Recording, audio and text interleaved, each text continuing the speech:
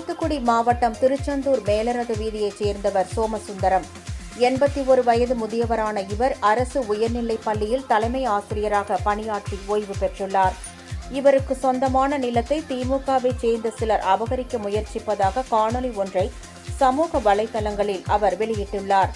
அந்த காணொலியில் கண்ணீர் மல்க பேசும் சோமசுந்தரம், திருச்செந்தூர் மேலரத வீதியில் வீடு மற்றும் வீட்டுடன் இணைந்த காலியிடமும் உள்ளதாகவும் அதன் அருகே பொதுப்பாதை உள்ளதாகவும் கூறினார்.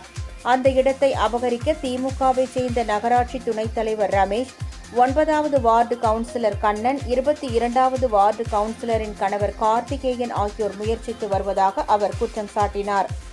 இந்த விவகாரத்தில் தமிழக முதல்வர் தலையிட்டு நியாயம் தனக்கு கிடைக்க நடவடிக்கை எடுக்க வேண்டும் என அந்த காணொலியில் அவர் கோரிக்கை வைத்துள்ளார். இந்த காணொலி வேகமாக பரவி பரபரப்பை ஏற்படுத்தியுள்ளது.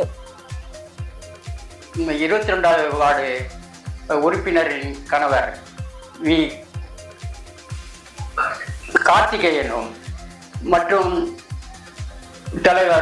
துணைத் தலைவராக இருக்கக்கூடிய ரமேஷ் என்பவரும் திமுக உறுப்பினர்கள். அவர்கள் என் மனையை சூறையாட, அதனை எப்படியாவது கைப்பற்ற சட்டத்துக்கு புறம்பாக முயற்சிக்கிறார்கள்.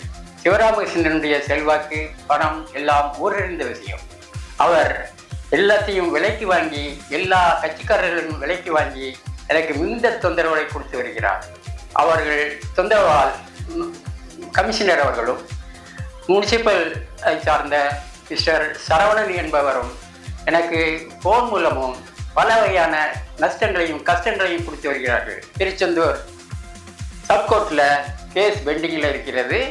இந்த நிலையிலும் அவர்கள் அதனை பாராது, அதனை பொருட்படுத்தாது, என்னுடைய லெட்டர்களுக்கும் பொருள் கொள்ளாது எனக்கு மிகுந்த கஷ்டங்களை கொடுத்து வருகிறார்கள். என்னுடைய மனைவி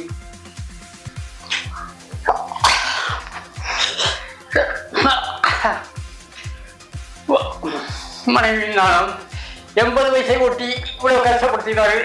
என்னுடைய சொத்துக்களையும் சூறையாட முயற்சிக்கிறார்கள். வேறு இதில் தலையிட்டு எனக்கு நியாயம் கிடைக்க வழி செய்ய வேண்டும் என்று கேட்டுக்கொள்கிறேன். நன்றி, வணக்கம்.